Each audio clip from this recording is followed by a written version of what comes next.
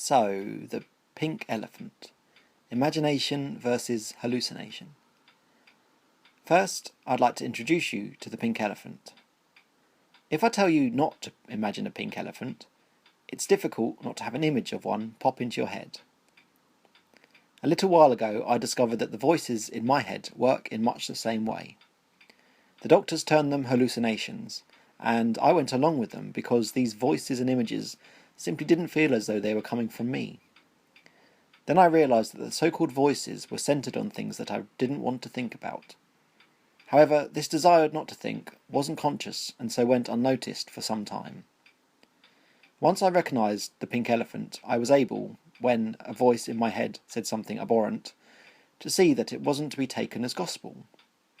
I was able to read between the lines and see that I was really a deeply caring person, and a creative one to boot. After all, I was able to come up with such vivid things. From about the age of 14 onwards, I wasn't really there. I had shut my mind down for all intents and purposes. But with the advent of the pink elephant, it was no longer so distressing inside my head. Gradually, I've been able to find my way back in and continue to form as a person where I left off. I've now been able to own the hallucinations and see that they are really nothing more than my imagination. These days, there are so many thoughts knocking around up there, which isn't at all overwhelming, at least for most of the time. The thoughts form a kind of background noise.